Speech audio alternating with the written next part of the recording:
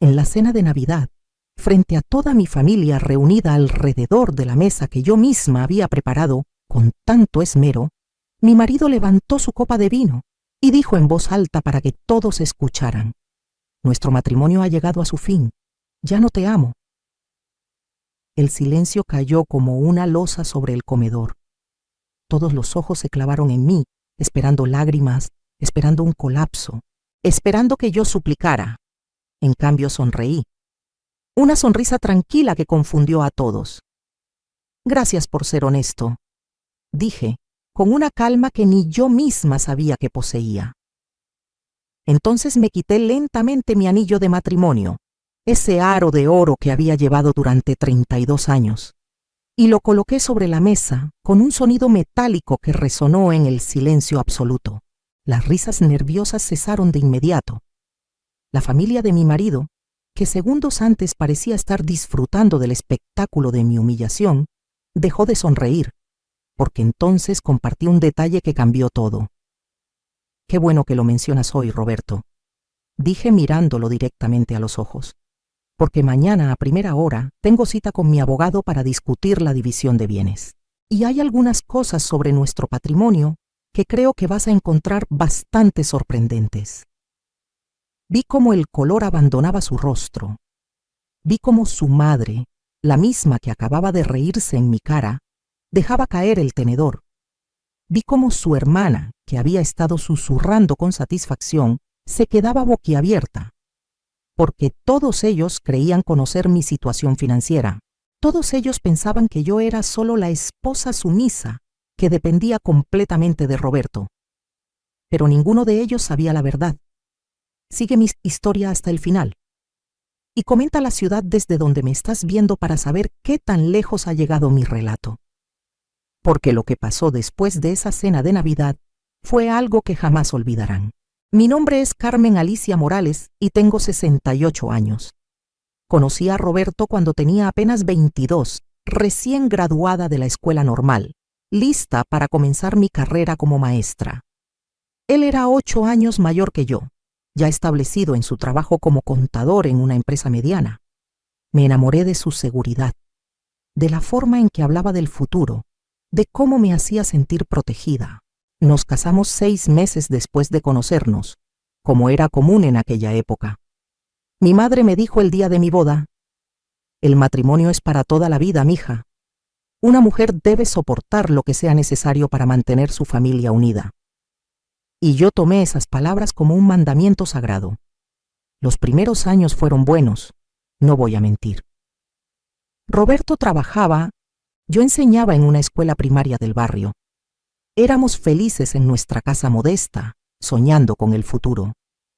Cuando nació nuestra primera hija, Sofía, dejé de trabajar.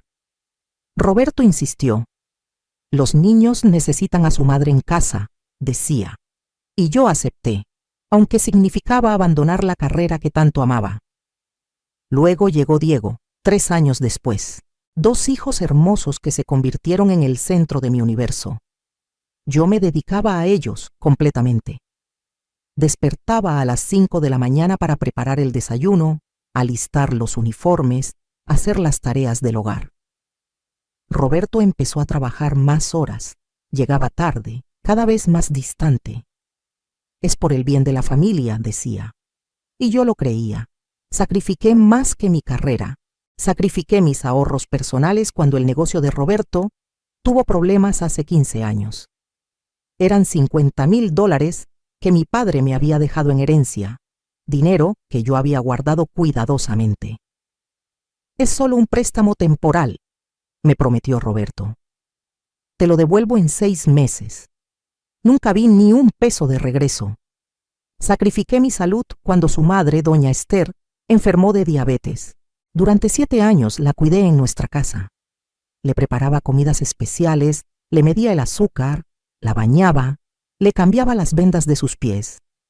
Ella nunca me dio las gracias, ni una sola vez. En cambio, constantemente me criticaba. «La comida está muy salada, la casa está sucia, Roberto merece una mejor esposa». Y Roberto nunca me defendió, jamás. Sacrifiqué la relación con mis propios hermanos porque Roberto no los soportaba. Dejé de visitarlos, de asistir a las reuniones familiares, de contestar sus llamadas. Me aislé completamente porque él decía que mi familia era problemática y mala influencia. Hoy entiendo que me estaba aislando deliberadamente, cortando todos mis vínculos de apoyo. Los años pasaron y yo me convertí en una sombra. La mujer brillante que había sido, la maestra apasionada, la hija amorosa, desapareció. En su lugar quedó alguien que solo existía para servir a otros. Mis hijos crecieron viendo este modelo, y eso me duele más que todo lo demás. Las cosas comenzaron a empeorar realmente hace 3 años, cuando Roberto cumplió 60. Algo cambió en él, o tal vez siempre había sido así, y yo simplemente no quería verlo. Empezó a llegar muy tarde del trabajo, con excusas cada vez más elaboradas. Tuve que quedarme a cerrar cuentas. El jefe organizó una cena con clientes.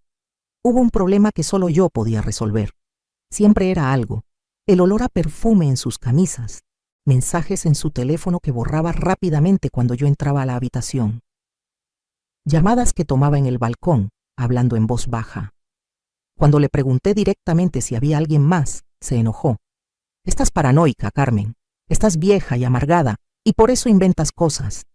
Deberías estar agradecida de que todavía esté contigo. Sus palabras fueron como cuchillos, pero me callé, porque mi madre me había enseñado que una buena esposa perdona, que una buena esposa aguanta, que una buena esposa nunca se rinde. Pero el desprecio se volvió más evidente. Dejó de comer la comida que yo preparaba. Está desabrida, decía, aunque preparaba los mismos platillos que antes le encantaban. Dejó de tocarme, de mirarme, de hablarme más allá de lo estrictamente necesario. Yo me había vuelto invisible en mi propia casa. Sus hijos, nuestros hijos, comenzaron a tratarme de la misma manera. Sofía, que ahora tenía 42 años, venía de visita solo para criticarme. Mamá, esta casa es un desastre. ¿Por qué no limpias mejor? Papá trabaja tanto y tú ni siquiera puedes mantener la casa decente. Yo limpiaba esa casa de arriba abajo todos los días, pero nunca era suficiente. Diego era peor. A sus 39 años, todavía venía a pedirme dinero. Dinero que yo no tenía porque Roberto controlaba todas las finanzas. Pero cuando le decía que no podía ayudarlo, se enojaba. Eres mi madre. Se supone que debes ayudarme. ¿Para qué sirves si no puedes hacer ni eso? Un día encontré un recibo en el bolsillo de la camisa de Roberto cuando estaba lavando la ropa. Era de un restaurante caro en la zona rosa, para 2 personas, con una botella de vino que costaba más de lo que yo gastaba en el mercado en un mes. La fecha era un jueves, el día que supuestamente había tenido que trabajar hasta tarde en la oficina. Mi corazón se partió, pero algo más se rompió también. Algo que llevaba años agrietándose. Comencé a prestar atención a otras cosas. Los retiros de efectivo inexplicables, las facturas de tarjetas de crédito que nunca me mostraba, las escapadas de fin de semana por trabajo, que antes no existían. Roberto se había vuelto descuidado, o tal vez simplemente ya no le importaba ocultarlo. Entonces llegó aquella cena de Navidad. Yo había pasado 3 días preparándolo todo. El pavo relleno, el bacalao, los romeritos, los buñuelos, el ponche de frutas. La mesa decorada con el mantel bordado que había sido de mi abuela. Las velas, las flores, todo perfecto. Invité a toda la familia de Roberto como siempre hacíamos. Su madre doña Esther, su hermana Patricia con su esposo, sus 2 hermanos con sus familias. Todos llegaron con regalos para Roberto, con abrazos y felicitaciones por su nuevo ascenso en el trabajo. Nadie me trajo nada, ni siquiera un detalle pequeño. Yo era solo la que servía, la que llenaba los platos, la que se aseguraba de que todo estuviera perfecto. Durante la cena, empezaron los comentarios. Patricia dijo en voz alta: Roberto, no sé cómo aguantas. Mi hermano es un santo por quedarse en este matrimonio. Las risas siguieron. Su madre agregó: «Es verdad, otro hombre ya se habría ido hace años. Carmen, deberías estar de rodillas agradeciéndole a mi hijo». Yo seguí sirviendo, tragándome la humillación con cada bocado que no podía pasar por mi garganta. Mis propios hijos estaban ahí, en silencio, permitiendo que me humillaran. Sofía hasta sonrió. Diego miraba su teléfono totalmente desinteresado. Entonces Roberto se puso de pie. Levantó su copa. Todos se callaron, esperando un brindis, y ahí fue cuando lo dijo: «Quiero anunciar algo importante. He estado callándome esto por mucho tiempo, pero es Navidad y es tiempo de honestidad. Nuestro matrimonio ha llegado a su fin. Ya no te amo, Carmen. No te he amado en años». El silencio fue absoluto. Luego vinieron las risas nerviosas, los murmullos de aprobación. Patricia aplaudió. Su madre asintió con satisfacción, como si esto fuera exactamente lo que había estado esperando. Todos me miraban, esperando el colapso, las lágrimas, la súplica. Pero algo extraño pasó en ese momento. En lugar de dolor sentí claridad. En lugar de desesperación, sentí calma. Era como si una niebla que había nublado mi mente durante décadas finalmente se disipara. Y ahí fue cuando todo cambió. Porque mientras ellos me veían como una vieja tonta sin recursos ni opciones, yo sabía algo que ninguno de ellos sabía.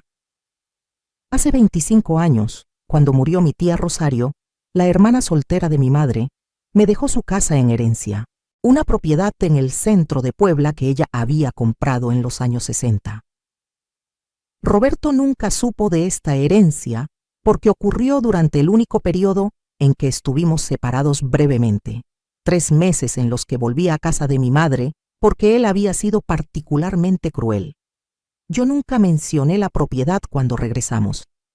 Algún instinto de supervivencia que ni yo misma entendía entonces, me hizo guardar ese secreto. Durante todos estos años, esa casa había estado rentada. Mi prima Beatriz, que vive en Puebla, manejaba todo por mí. Cada mes, el dinero de la renta se depositaba en una cuenta bancaria que abría a mi nombre, en un banco diferente al que usábamos Roberto y yo. Era mi pequeño secreto, mi red de seguridad que nunca pensé que necesitaría usar. Pero no era solo la casa. Hace 10 años, la zona donde está ubicada la propiedad comenzó a desarrollarse rápidamente. Se construyeron centros comerciales, restaurantes, edificios de oficinas. El valor de la propiedad se multiplicó por 20.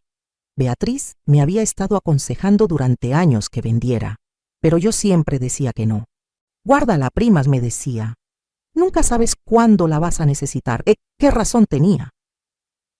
Además de la casa, yo había estado ahorrando cada peso de esas rentas. En 25 años, con las inversiones prudentes que Beatriz me ayudó a hacer, había acumulado una suma considerable. No era millonaria, pero tenía suficiente para vivir cómodamente el resto de mis días sin depender de nadie. Y Roberto no sabía nada, absolutamente nada. Durante nuestro matrimonio, todas las propiedades que compramos estaban solo a nombre de él. «Es más simple para los impuestos», decía, y yo, tonta, confié. Nuestra casa, el departamento que rentábamos, las cuentas de inversión, todo estaba a su nombre. Él pensaba que yo no tenía nada, que era completamente dependiente de él. Todos pensaban eso, pero había más. Durante los últimos 6 meses, desde que empecé a sospechar seriamente de la infidelidad, contraté a un investigador privado. Se llama Marcos, un hombre serio y profesional que me fue recomendado por Beatriz. Al principio me sentí terrible haciéndolo, como si fuera una espía, una mala esposa. Pero Marcos me dijo algo que me ayudó. «Señora Carmen, buscar la verdad no es ser mala, es protegerse». Y la verdad que encontró fue devastadora, pero también liberadora. Roberto tenía una amante. Se llamaba Jessica, una mujer de 35 años que trabajaba como secretaria en su oficina. Habían estado juntos por casi 4 años. 4 años de mentiras, de excusas, de hacerme sentir loca por sospechar. Pero eso no era todo. Roberto le había estado dando dinero a Jessica, mucho dinero. Marcos consiguió fotografías, registros de transferencias bancarias, mensajes de texto. Miles y miles de pesos gastados en regalos, viajes. Incluso había puesto el depósito para un departamento a nombre de ella. Dinero que supuestamente era de nuestros ahorros para el retiro.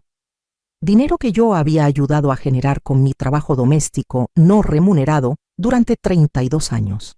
Pero la pieza más importante de información que Marcos descubrió fue esta. Roberto estaba planeando divorciarse de mí, pero no de forma justa.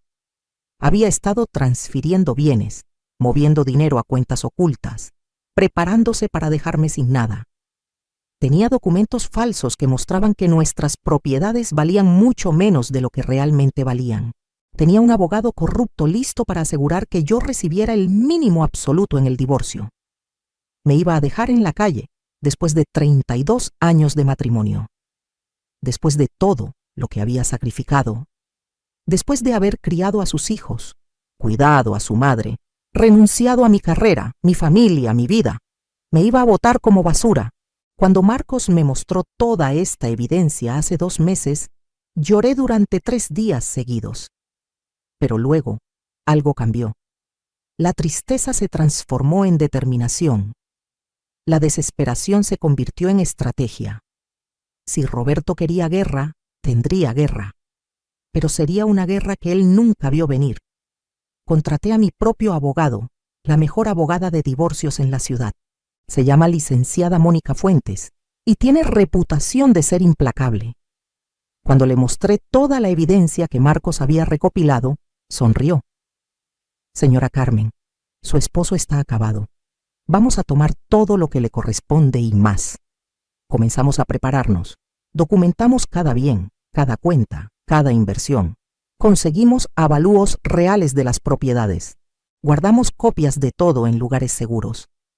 Preparamos la demanda de divorcio con causal de adulterio, que en nuestro país tiene consecuencias legales serias para el cónyuge infiel. Y yo esperé. Actué como siempre. La esposa sumisa, la mujer invisible, la tonta que no sabía nada.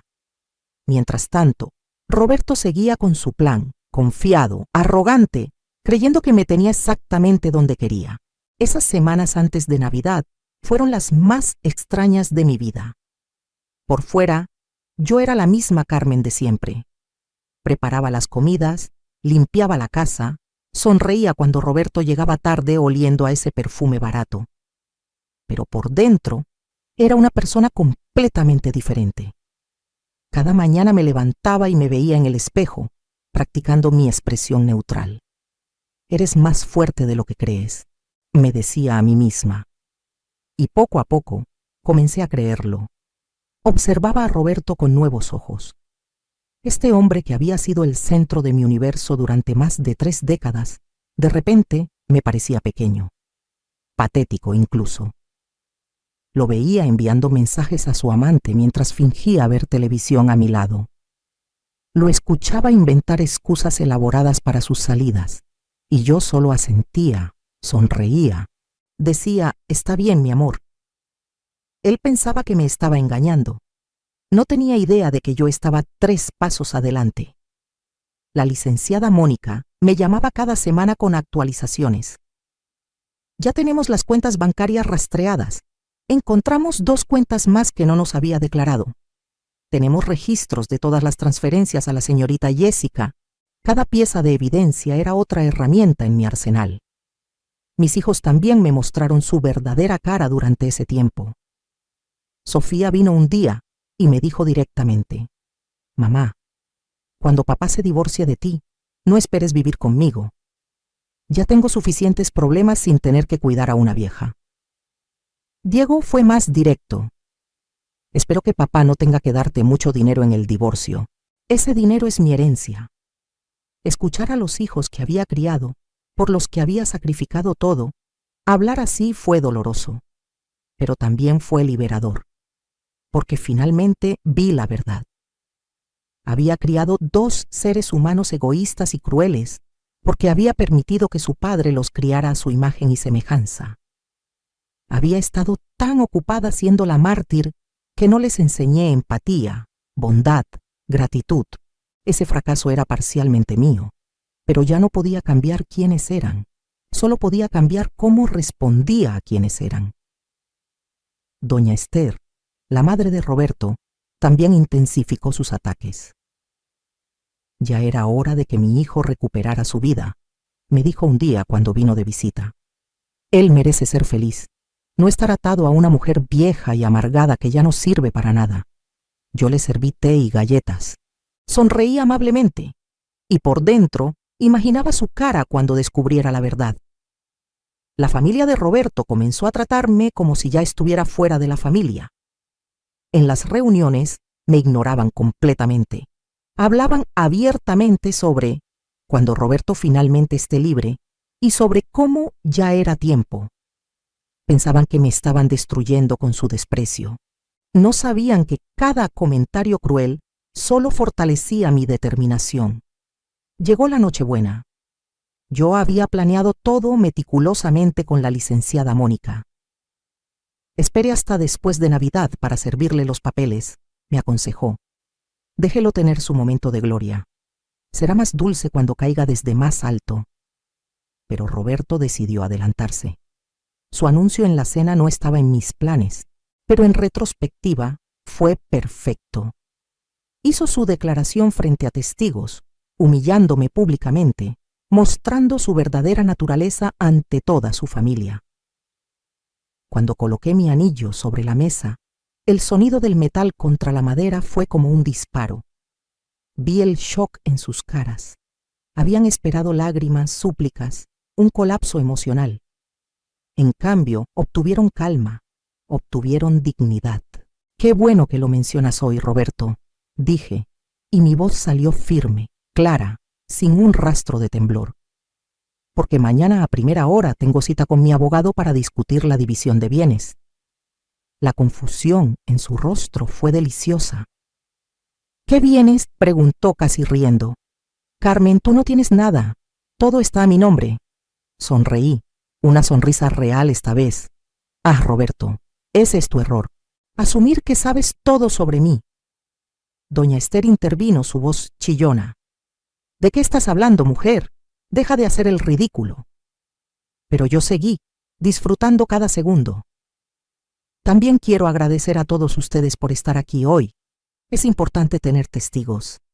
¿Testigos de qué?, preguntó Patricia irritada. De la declaración pública de Roberto sobre el fin de nuestro matrimonio, de su admisión de que ya no me ama. Eso hará que el proceso de divorcio sea mucho más simple. Roberto se puso de pie, su cara enrojeciendo. Carmen, no seas dramática. Podemos discutir esto en privado. No, dije firmemente.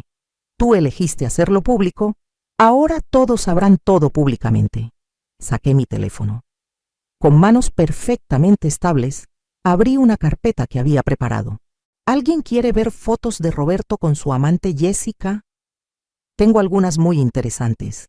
Aquí están en Acapulco, en el viaje que supuestamente fue de negocios en marzo. Aquí están entrando al hotel en Polanco el mes pasado.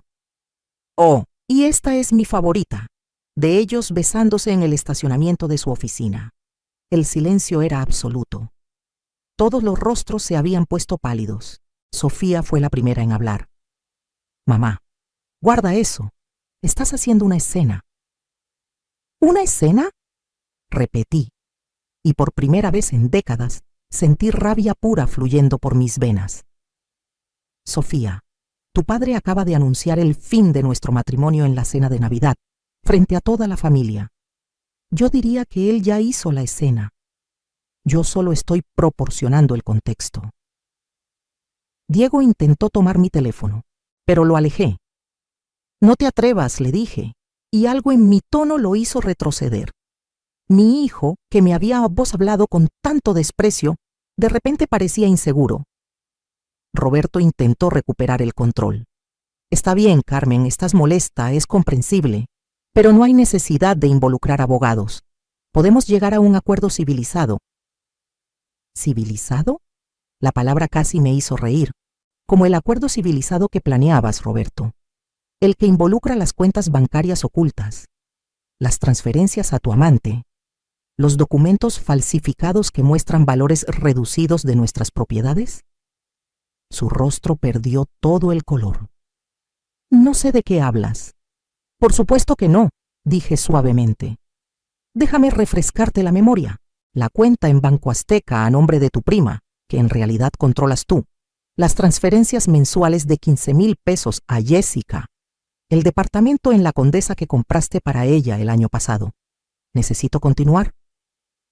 Doña Esther se puso de pie, temblando de ira. Esto es ridículo. Mi hijo jamás haría algo así. Estás mintiendo. Miré a esta mujer que me había hecho la vida imposible durante décadas. Esta mujer a quien había cuidado como si fuera mi propia madre, limpiando su cuerpo cuando estaba enferma, alimentándola, bañándola, aguantando sus insultos constantes. Doña Esther, dije con calma helada, tengo un investigador privado que ha documentado cada movimiento de su hijo durante los últimos 6 meses. Tengo fotografías, videos, registros bancarios, mensajes de texto, tengo todo. Y todo será presentado en la corte. ¿Un investigador? Roberto casi gritó. ¿Cuándo? ¿Cómo? ¡Tú no tienes dinero para eso! Y ahí estaba, la pregunta que había estado esperando. Ah, Roberto, llegamos a la parte interesante. Me recliné en mi silla, disfrutando el momento. Toda la vida había sido invisible, ignorada, menospreciada. Ahora tenía la atención completa de todos. Hay algunas cosas sobre mí que nunca supiste. Cuando mi tía Rosario murió hace 25 años, me dejó su casa en el centro de Puebla, una propiedad hermosa que ha estado rentada todos estos años. Podía ver su mente trabajando, calculando. Pero eso fue cuando estábamos separados, dijo lentamente. Esa propiedad es tuya, no marital. Exactamente, sonreí. Es completamente mía. Y en 25 años, con las rentas y las inversiones inteligentes, esa propiedad me ha dado bastante bien. El shock en sus rostros era casi cómico. Patricia, que siempre había sido tan cruel conmigo, que siempre me había tratado como sirvienta, parecía estar en shock. Espera, dijo, ¿estás diciendo que tienes dinero? ¿Tu propio dinero? Bastante, confirmé. De hecho, probablemente más de lo que Roberto tiene actualmente, considerando todo el dinero que ha estado desperdiciando en su amante. Roberto se dejó caer en su silla, su arrogancia completamente desinflada. No es posible, murmuró. Te conozco. Tú no podrías planear algo así. Ese es tu problema, Roberto. Nunca me conociste realmente. Durante 32 años, viste lo que querías ver. Una mujer simple, sin ambiciones, sin inteligencia, que existía solo para servirte. Nunca te molestaste en mirar más profundo. Me puse de pie, sintiéndome más alta de lo que había sido en años. Pero hay más que necesitas saber. La casa donde vivimos, que está a tu nombre, va a tener que ser vendida para la división de bienes. Espero que tú y Jessica hayan encontrado un lugar bonito para vivir, porque después de que mi abogada termine contigo, no vas a poder permitirte mucho. No puedes hacer eso, protestó. Es mi casa. Es nuestra casa marital, corregí. Y bajo la ley, tengo derecho a la mitad de su valor. Además, como tú fuiste el infiel, como tú has estado malversando fondos maritales, como tú has estado planeando defraudarme en el divorcio, mi abogada está bastante confiada de que puedo obtener bastante más que la mitad. Sofía finalmente encontró su voz. Mamá, esto es una locura. ¿Qué hay de nosotros? ¿Qué hay de nuestra herencia? La miré. Esta hija a quien había dado vida, a quien había criado, que me había tratado con tanto desprecio. Sofía, querida, la herencia viene de lo que queda después de que una persona muere. Yo no tengo intención de morirme pronto. De hecho, planeo vivir una vida muy larga y muy feliz. Y en cuanto a mi dinero, bueno, voy a gastarlo en mí misma. En todos los viajes que nunca tomé, en todas las experiencias que sacrifiqué, en toda la vida que no viví, porque estaba demasiado ocupada sirviendo a una familia que no me apreciaba. Diego se paró furioso. No puedes ser tan egoísta. Somos tu familia.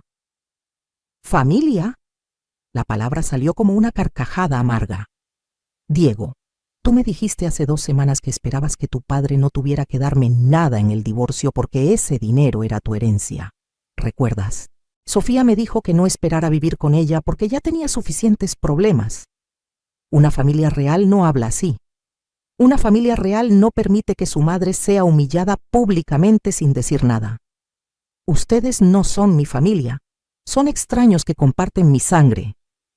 Doña Esther intentó intervenir de nuevo, pero levanté mi mano. Y usted, doña Esther, durante 7 años la cuidé cuando estaba enferma. 7 años de mi vida dedicados a asegurar su comodidad. Nunca recibí un gracias. Solo críticas constantes, humillaciones, crueldad. Usted me trató peor que como trataría a una empleada. Y hoy se sentó en mi mesa, comiendo la comida que yo preparé, y se rió cuando su hijo me humilló. La anciana abrió la boca para responder, pero continué.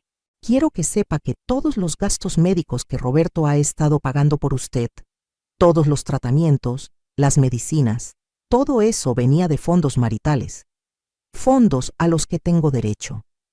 Mi abogada está calculando exactamente cuánto se ha gastado en su cuidado en los últimos años. Y voy a estar reclamando mi mitad en el divorcio. Su cara se puso del color de la ceniza. Patricia se paró de golpe. Esto es una locura. No puedes hacer eso.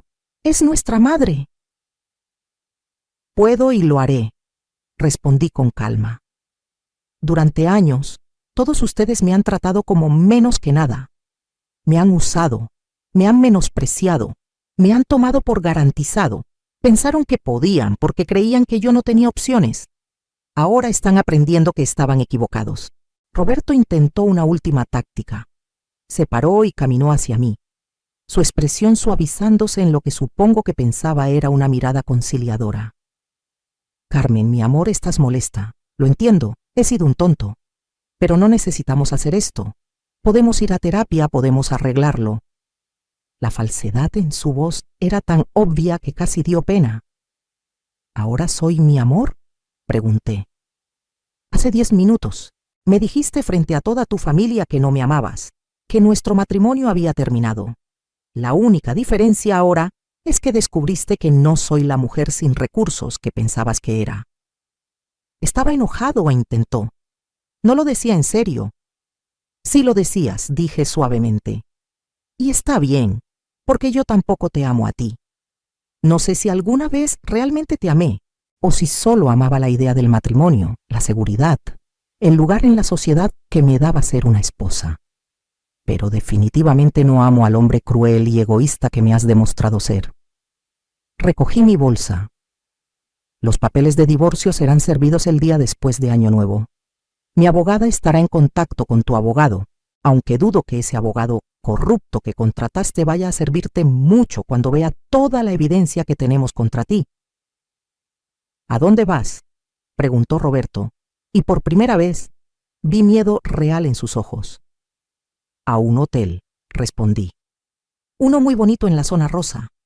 Voy a pedir servicio a la habitación, voy a tomar un baño largo en una tina de hidromasaje y voy a dormir en una cama grande sin tener que escuchar tus ronquidos. Caminé hacia la puerta, luego me detuve y me volví.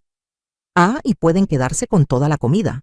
Disfruten el pavo, disfruten los romeritos, disfruten todo, porque esta es la última comida que preparo para cualquiera de ustedes. Salí de esa casa con la cabeza en alto. Podía escuchar la confusión y el pánico explotando detrás de mí, pero no miré atrás.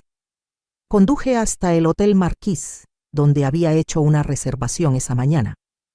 El recepcionista me saludó con amabilidad y me dio las llaves de una suite en el piso 12. Subí, abrí la puerta y por primera vez en 32 años entré a un espacio que era completamente mío y lloré. Lloré por todos los años perdidos, por la mujer que había sido y que dejé morir lentamente. Lloré por mi carrera abandonada, por mi familia perdida, por todas las versiones de mí misma que sacrifiqué en el altar de un matrimonio que nunca valió la pena. Pero también lloré de alivio, porque finalmente, Después de tanto tiempo era libre. A la mañana siguiente desperté temprano, como siempre había sido mi costumbre. Pero por primera vez en décadas no desperté con ansiedad sobre qué desayuno preparar, qué tareas completar, a quién servir. Desperté en silencio, en paz, en una habitación bañada por el sol de la mañana. Pedí servicio a la habitación, huevos benedictinos, café recién hecho, fruta fresca, jugo de naranja. Me senté junto a la ventana, mirando la ciudad despertar, y comí lentamente, saboreando cada bocado. No estaba cocinando para nadie, no estaba limpiando después de nadie, solo estaba haciendo. Mi teléfono comenzó a sonar. Roberto. Luego Sofía, luego Diego, luego Patricia. Apagué el teléfono. No tenía nada que decirles. Todo lo que tenían que saber ya lo sabían. Llamé a la licenciada Mónica. ¿Cómo estuvo la cena?, preguntó, y podía escuchar la sonrisa en su voz. Le conté todo. Ella rió. Perfecto. Ahora tienen miedo. El miedo los hace cometer errores. Ya verás. Roberto va a intentar contactarte. Va a hacer ofertas. Va a prometer cosas. No ceda. Manténgase firme. No se preocupen, le aseguré. Estoy más que firme. Estoy decidida. Los siguientes días fueron una mezcla de liberación y ajuste. Me quedé en el hotel, evitando todas las llamadas. Roberto intentó ir al hotel, pero les dije al personal que no quería visitas. Él dejó mensajes en la recepción, cada uno más desesperado que el anterior. Carmen, por favor, necesitamos hablar. Esto es un malentendido. Carmen, estás siendo irracional. Piensa en los niños. Carmen, si no contestas, voy a tener que tomar medidas legales. Ese último me hizo reír. ¿Medidas legales? ¿Él? Cuando él era el que había estado cometiendo fraude marital, adulterio, malversación de fondos. Su abogado contactó a la licenciada Mónica con una oferta. Me darían la casa y una cantidad mensual pequeña. A cambio, yo no pelearía el divorcio y mantendría todo civilizado y discreto. La licenciada Mónica ni siquiera me molestó con los detalles. Simplemente les envió nuestras demandas. División equitativa de todos los bienes matrimoniales más compensación adicional por adulterio y fraude. Reembolso de todos los fondos maritales gastados en la amante.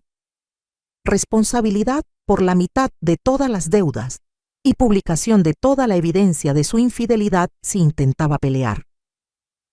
La respuesta llegó 2 días después. Su abogado se retiraba del caso. Aparentemente, cuando vio toda la evidencia que teníamos, se dio cuenta de que este era un caso perdido y no quería manchar su reputación. Roberto tuvo que conseguir otro abogado, y luego otro, porque el segundo también se retiró cuando vio la magnitud del fraude que Roberto había cometido. Mientras todo esto sucedía, yo comencé a construir mi nueva vida. Llamé a mi prima Beatriz en Puebla. Prima, le dije, creo que es tiempo de vender la casa de tía Rosario. ¿Estás segura?, preguntó. Has tenido esa casa por tanto tiempo. Estoy segura. Es tiempo de cerrar ese capítulo y empezar uno nuevo. Beatriz contactó a un agente de bienes raíces. La casa, debido a su ubicación privilegiada en el centro histórico de Puebla, ahora valía una fortuna. Las ofertas comenzaron a llegar inmediatamente. Una cadena hotelera quería comprarla para convertirla en un hotel boutique. Un restaurantero quería hacer un restaurante de alta cocina. Finalmente, acepté una oferta de un desarrollador que quería preservar la fachada histórica, pero modernizar el interior para oficinas de lujo. El precio fue más de lo que jamás había imaginado. Con ese dinero, más lo que recibiría del divorcio, estaría financieramente segura por el resto de mi vida. Pero más que el dinero, lo que me llenaba era la sensación de posibilidad. También llamé a mis hermanos. Hacía años que no hablaba con ellos por las restricciones que Roberto había impuesto. Mi hermano mayor, Tomás, contestó el teléfono con cautela. «¿Carmen? ¿Eres tú?» «Soy yo, Tomás, y quiero pedirte perdón». «¿Perdón por qué?» «Por todos estos años de ausencia. por dejar que mi matrimonio me alejara de mi familia, por elegir a un hombre que no me valoraba sobre los hermanos que siempre me amaron. Hubo silencio y luego escuché que se quebraba su voz. Hermanita, nosotros nunca dejamos de amarte. Siempre supimos que ese hombre te estaba controlando.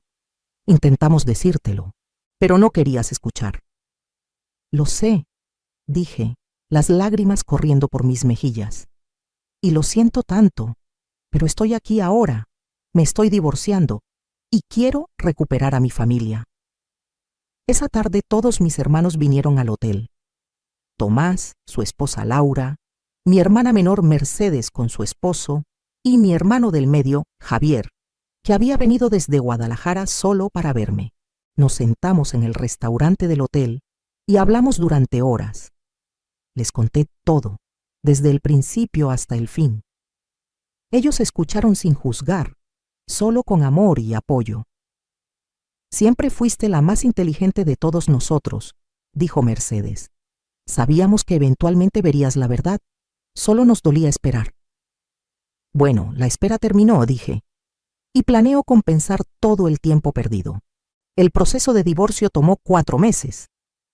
4 meses durante los cuales Roberto intentó todo tipo de tácticas. Primero, la reconciliación. Flores, cartas, promesas de cambio. Cuando eso no funcionó, vino la intimidación. Amenazas veladas, intentos de hacer que me viera mal frente a conocidos mutuos, difusión de rumores sobre mí. Luego intentó usar a los niños. Sofía y Diego vinieron al hotel, claramente enviados por su padre. Mamá, tienes que ser razonable, dijo Sofía. Papá está dispuesto a darte la casa y algo de dinero. Eso es más que suficiente para una mujer de tu edad. Una mujer de mi edad, repetí. Sofía, tengo 68 años, no 108. Y tengo al menos otras 2 décadas de vida por delante. ¿Tú crees que debo conformarme con migajas después de 32 años de matrimonio? No son migajas, protestó Diego. Es una oferta justa. No, no lo es. Una oferta justa es la mitad de todo lo que construimos juntos, más compensación por su infidelidad y fraude. Estás siendo vengativa, acusó Sofía. Estoy siendo justa, corregí.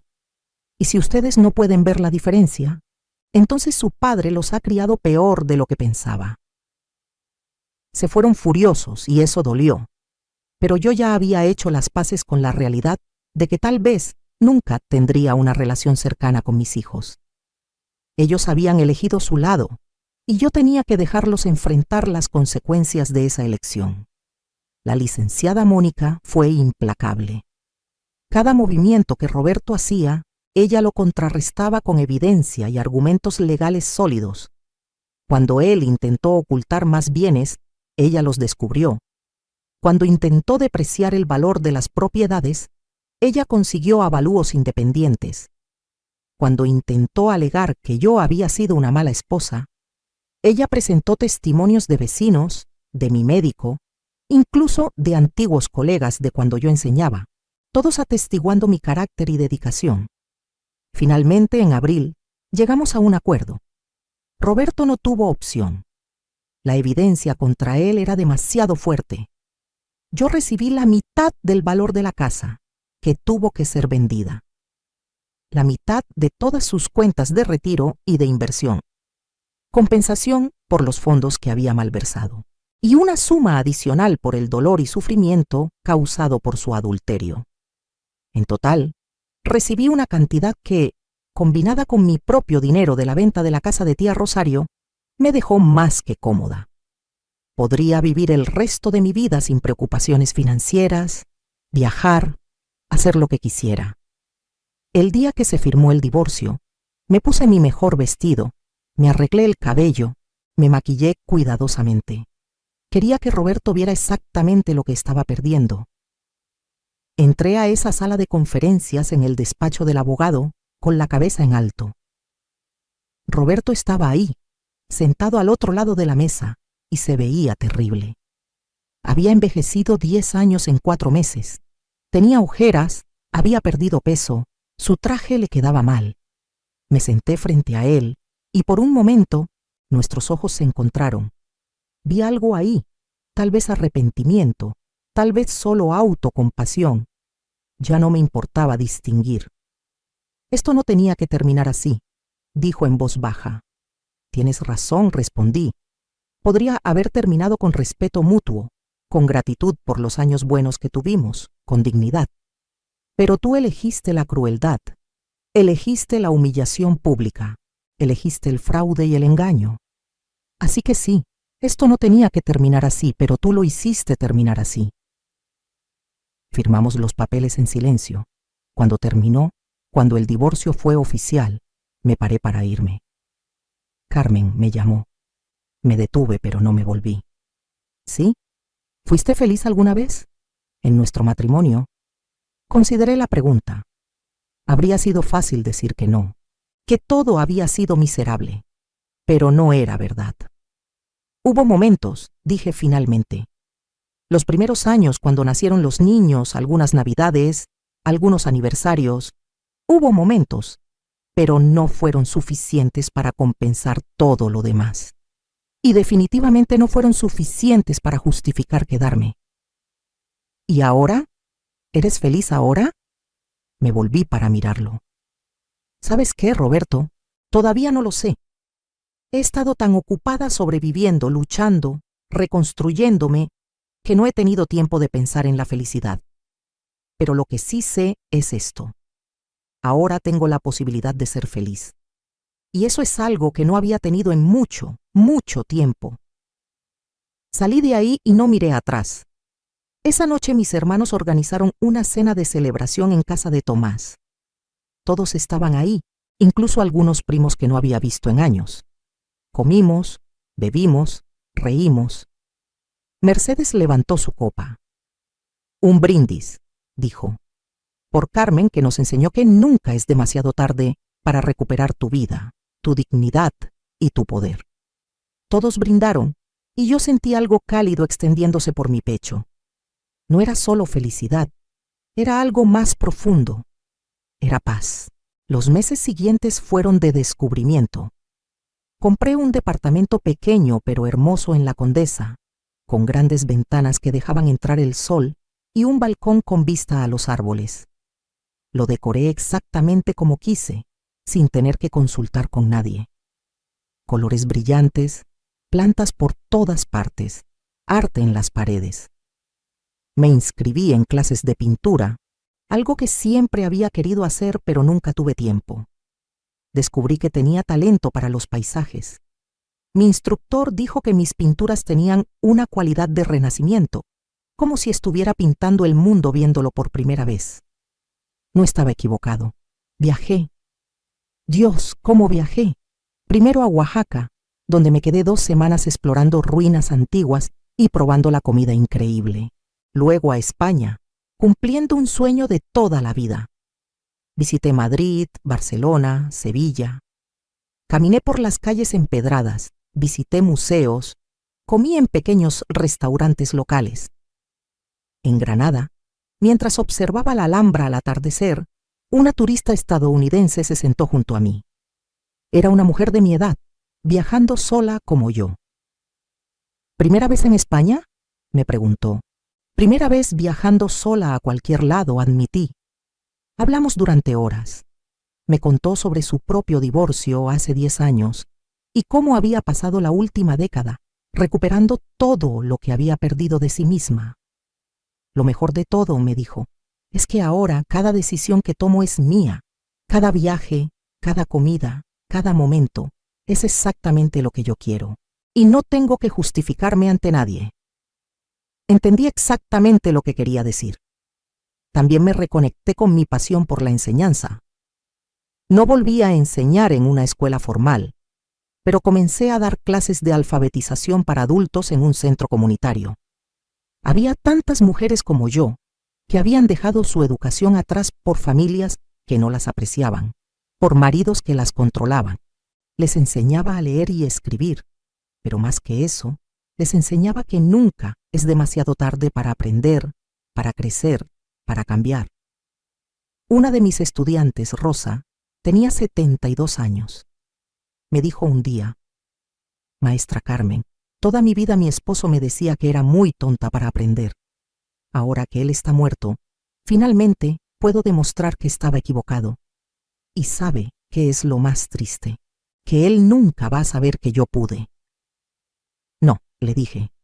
Lo más liberador es que ya no importa lo que él hubiera pensado. Tú lo estás haciendo por ti, no para probarle nada a él. Ella sonrió y vi en sus ojos la misma transformación que yo había experimentado. 6 meses después del divorcio, me encontré con Roberto por casualidad en un supermercado. Él estaba solo, su carrito medio vacío con comida preparada y latas. Se veía incluso peor que en la firma del divorcio. Carmen dijo sorprendido. Hola, Roberto. Un silencio incómodo. Luego, te ves bien, diferente. Me siento bien, dije honestamente. Diferente pero bien. Yo. Comenzó, luego se detuvo. Jessica me dejó. Se quedó con el departamento que le compré y se fue con un tipo más joven. No sentí satisfacción al escuchar esto. Solo una especie de indiferencia distante. Lo siento. No, no lo sientes, y está bien. No deberías sentirlo. Tenía razón. ¿Cómo están los niños? Pregunté, más por cortesía que por interés real. Enojados conmigo. Sofía apenas me habla desde que tuvo que vender su casa, porque yo ya no podía ayudarla financieramente. Diego está igual. Resulta que ellos solo me querían por mi dinero, igual que Jessica. La ironía no se le escapaba ni a él. Había criado hijos que lo valoraban solo por lo que podía darles, y ahora que no podía darles nada, lo habían abandonado. Roberto, dije, y mi voz era más amable de lo que había sido en años. Espero que encuentres la paz. De verdad. Espero que uses este tiempo para reflexionar, para crecer, para convertirte en una mejor persona. ¿Cómo puedes ser tan generosa después de todo lo que te hice? Porque guardar rencor solo me haría daño a mí, no a ti. Yo he seguido adelante. Tú deberías hacer lo mismo. Nos despedimos, y esa fue la última vez que lo vi. Escuché después que se había mudado a Querétaro para estar más cerca de su hermana Patricia, pero ya no era mi problema. Ya no era parte de mi vida. En cuanto a Sofía y Diego, eventualmente intentaron contactarme de nuevo. Sofía me llamó un año después del divorcio. Mamá, necesito hablar contigo. Acordé reunirme con ella en un café. Llegó con los ojos rojos. Claramente había estado llorando. Mi esposo me dejó, dijo. Dice que soy egoísta, que solo pienso en mí misma, que no sé amar. Y tiene razón, mamá. Tiene razón. Sofía, comencé, pero ella me interrumpió. No, déjame terminar. He estado pensando mucho sobre cómo te traté, sobre cómo te hablé, sobre cómo permití que papá te humillara, y me avergüenzo tanto. Las lágrimas corrían por su cara. Tú nos diste todo, y nosotros te dimos nada a cambio. Te tratamos como si fueras invisible, como si no importaras. Y ahora entiendo cómo se siente porque así es como mi esposo me trató antes de irse. Tomé su mano. A pesar de todo, seguía siendo mi hija. Sofía, no puedo cambiar el pasado. Y no voy a mentir y decir que no me dolió profundamente cómo me trataste. Pero puedo decirte esto. No es demasiado tarde para que cambies, para que seas mejor. ¿Puedes perdonarme?, preguntó. Estoy en el proceso de perdonarte, dije honestamente. Pero el perdón no significa que las cosas vuelvan a ser como antes. No puedo volver a ser la madre que todo lo da y nada recibe. Esa mujer ya no existe. Lo entiendo, dijo. Pero podemos intentar construir algo nuevo. Una nueva relación como adultas iguales. Podemos intentarlo, acordé. Pero va a tomar tiempo. Y va a requerir que demuestres con acciones, no solo con palabras, que has cambiado. Ese fue el comienzo de una relación nueva y diferente con mi hija. No era perfecta y probablemente nunca lo sería, pero era honesta. Diego fue más difícil. Él no vino a mí con arrepentimiento, sino con demandas. Necesitaba dinero, decía, para un negocio. Mamá, soy tu hijo. Se supone que debes ayudarme. Diego, le dije, durante toda tu vida adulta has venido a mí pidiendo dinero. Y yo te he dado lo poco que tenía, incluso cuando no podía permitírmelo. Pero ahora las cosas son diferentes. ¿Porque ahora tienes dinero de verdad?, dijo amargamente. No, porque ahora tengo respeto propio.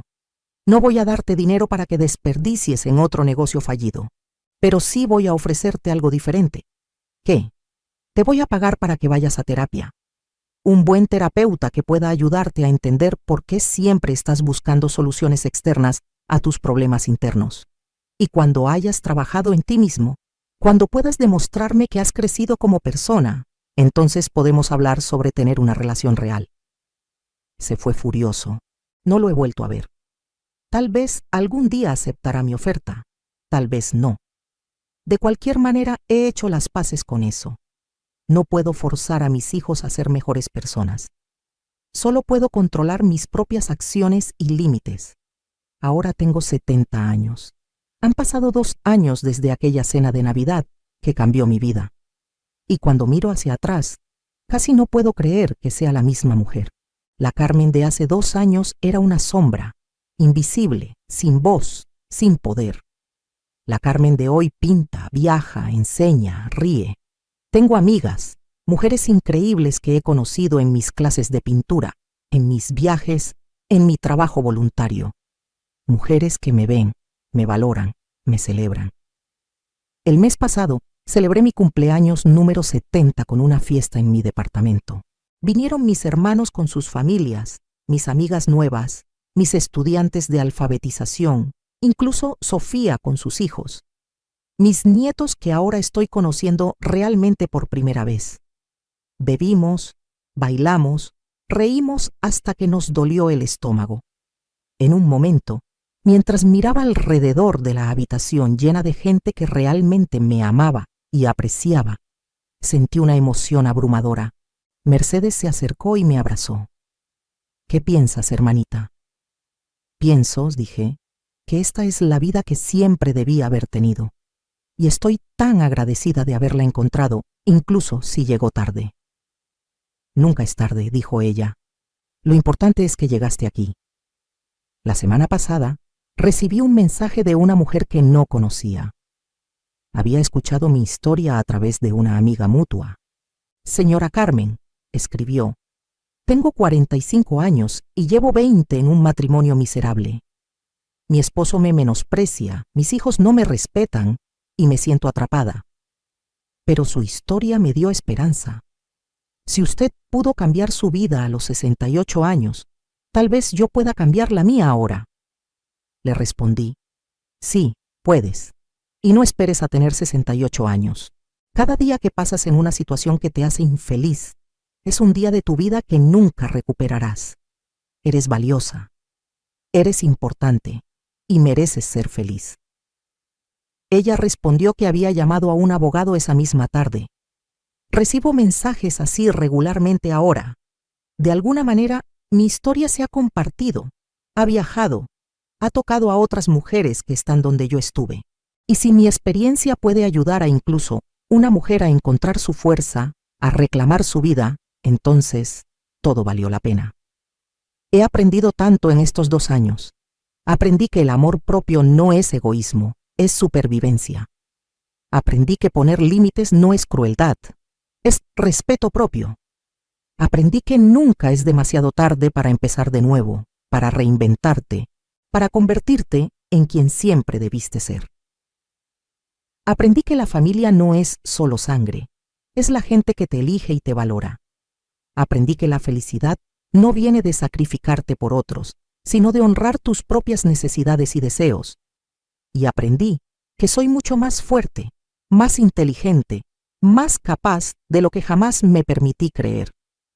Todavía hay días difíciles, días en que me siento sola, en que me pregunto si hice lo correcto, en que extraño la familiaridad del matrimonio incluso si era tóxico. Pero esos días son cada vez menos frecuentes. Y incluso en los días difíciles, sé que estoy mejor ahora que antes. Porque ahora, cuando me miro en el espejo, veo a una mujer completa.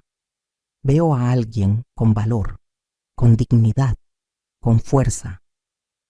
Veo a Carmen Alicia Morales, no como la esposa de alguien, no como la madre de alguien, sino como ella misma, completa, suficiente, valiosa. Si pudiera volver atrás y hablarle a mi yo más joven, a la Carmen de 22 años que estaba a punto de casarse con Roberto, ¿qué le diría? Le diría: no pierdas tu carrera, no pierdas tu familia, no pierdas tu voz. Mantén algo que sea solo tuyo, siempre. Pon límites desde el principio. Exige respeto. Y nunca, nunca permitas que nadie te haga sentir que eres menos de lo que eres. Pero también le diría: aunque tomes el camino difícil, aunque te pierdas por un tiempo, siempre puedes encontrarte de nuevo. Nunca es demasiado tarde. Nunca. Hoy, mientras escribo esto en mi balcón, con el sol de la tarde pintando el cielo de naranja y rosa, puedo decir honestamente que estoy en paz. No soy perfecta. Mi vida no es perfecta. Todavía tengo desafíos, todavía cometo errores. Pero son mis desafíos, mis errores, mi vida. Y eso lo hace todo diferente. En unos meses voy a viajar a Italia. Voy a pasar un mes recorriendo el país, tomando clases de cocina en Toscana, visitando galerías de arte en Florencia, bebiendo vino en pequeños pueblos en las colinas. Voy sola y no podría estar más emocionada. La gente me pregunta si no me da miedo viajar sola a mi edad. Les sonrío y les digo: pasé 32 años teniendo miedo de todo lo incorrecto.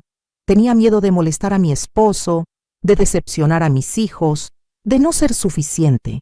Ahora, la única cosa de la que tengo miedo es de desperdiciar un solo día más de mi vida viviendo para otros en lugar de para mí. Así que a todas las mujeres que están leyendo esto, a todas las que se sienten atrapadas, invisibles, sin valor, quiero decirles algo: ustedes son importantes. Sus sueños importan, su felicidad importa. Su vida les pertenece a ustedes, no a su esposo, no a sus hijos, no a su familia, a ustedes. Y nunca, nunca es demasiado tarde para reclamarla. Si yo pude hacerlo a los 68 años, después de 32 años de matrimonio, después de haber perdido tanto de mí misma, ustedes también pueden. No necesitan esperar a que las cosas empeoren. No necesitan esperar un momento dramático de confrontación. Pueden empezar hoy. Empiecen pequeño. Abran una cuenta bancaria a su nombre. Retomen un hobby que abandonaron. Llamen a ese amigo o familiar del que se alejaron. Pongan un límite, aunque sea pequeño. Cada paso pequeño es un paso hacia su libertad. Y sepan esto: cuando finalmente den el salto, cuando finalmente reclamen su vida, habrá gente que no lo entenderá. Habrá gente que los juzgue, que los llame egoístas, que intente hacerlos sentir culpables. Dejen que hablen. Su opinión no paga sus cuentas, no vive su vida, no siente su dolor.